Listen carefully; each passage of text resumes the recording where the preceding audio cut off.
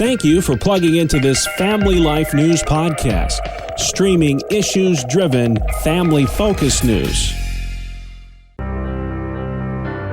Welcome back to another edition of Real Answers with Christopher Anderson. Wednesdays during the Noon Report, we tackle the tough topics facing today's families with licensed mental health counselor Christopher Anderson. And today we're looking at the topic of anxiety and how our thoughts and beliefs play a major role in this. Yeah, Brandon, we sure are. And I'll tell you what, we're all aware these days of how important a topic mental health is and how it's a real challenge in our nation right now. And there's so much to share about this, Brandon. I'm going to make this a two-parter. So we're going to discuss some things about anxiety today, but there's lots to share. So we're going to have a second part coming up in a couple of weeks as well. Chris, we've seen with the cases of mental health concerns increasing significantly with the pandemic, and also these mass shootings are calling into question this whole area as well. So this is definitely a timely topic. It really is, and I'll tell you what, as we set the stage for our discussion today, Brandon, I want to point a few things out first, okay? There's 3 points I need to make right now, and the first is that the terminology that we're using, mental health versus mental illness. Everybody out there, if you're alive today, you have mental health just like you have physical health. Not everybody has the same quality or the same level of mental health as others, and the same can be said for physical health. So just like you can have physical illnesses, you also then have mental illnesses. So the terms mental health and mental illness are not interchangeable. They're used interchangeably, but they shouldn't be. The second thing I want is to just draw attention because of all the shootings we're seeing. There's evil, there's wickedness in our world. We know that as Christians. And because of what we see with these shooters, we got to be careful that we're not automatically saying that they're mentally ill. Is it possible? Well, of course, it's possible that they're mentally ill, but we also have to remember they could be just agents of evil at the same time, that they are very potentially evil people. Those people are out there. We can't discount that. And secular society is very quick to do that. It's very quick to try to say it's mental illness that's causing it. And I'm not going to say it isn't. It could be, but it's not always likely. So what happens is folks with mental illness are getting stigmatized because of this. And we have to really be careful about doing that.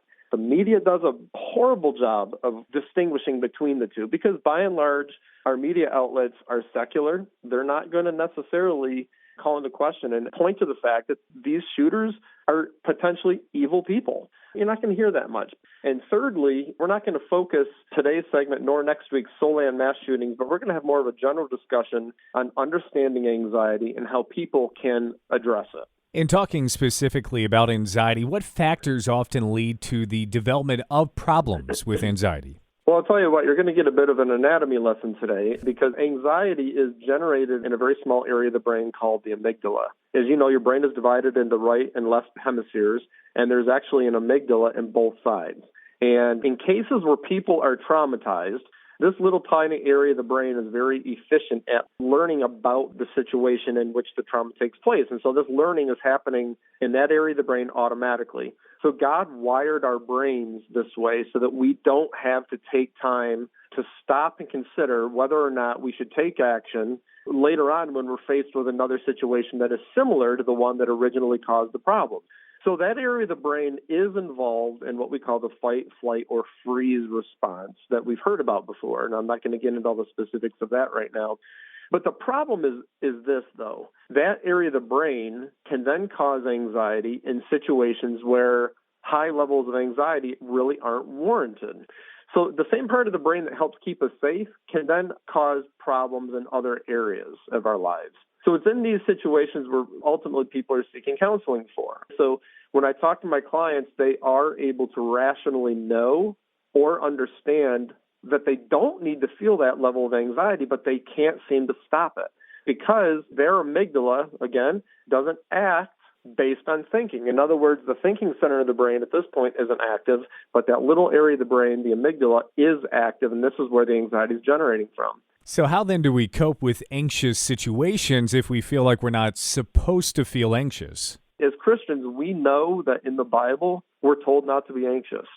So I think that it's easy for some Christians to feel guilty about it or feel that they should just be able to turn off the anxiety simply because they're told not to feel it. So when that doesn't happen, it causes even more anxiety. Why? Because we're told we're not supposed to, but yet we don't seem like we can do anything to just turn it off. So that's a stance and a belief that isn't fully understood and, like I said, can actually make someone feel guilty on a level that may actually prevent them from getting the help with their anxiety. And getting help for anxiety is an obedient response to Scripture. It doesn't mean that you're weak or somehow you're not a good Christian because you're feeling like you can't do it all on your own. People that are seeking help are not weak, they're wise, and they're obedient to Scripture. So when you asked about coping just a couple seconds ago, Brandon, when you asked about coping with anxious situations, understanding how your brain creates anxiety and then what contributes to it is very important. There's another area of the brain that's involved in helping to trigger that anxious response in the amygdala, and that's the part of our brain, the cortex, that actually is involved in our thinking, in our beliefs. That's the big part of our brain, the cortex. And this is the area that we can directly control by looking at the messages that we take in from various sources, such as the mainstream media or social media, and where we can consciously choose to replace our thoughts and our thinking patterns with ones that will be more beneficial and that will actually help reduce the chances of that little area of the brain being activated to create the anxiety response. So this is where counseling can help. We can teach people about the patterns of their thoughts and what they actually believe and show them how those thoughts and those patterns are creating anxiety. You've been listening to another edition of Real Answers with Christopher Anderson. It airs Wednesdays during the Noon Report. We tackle the tough topics facing today's families with Christian counselor Christopher Anderson.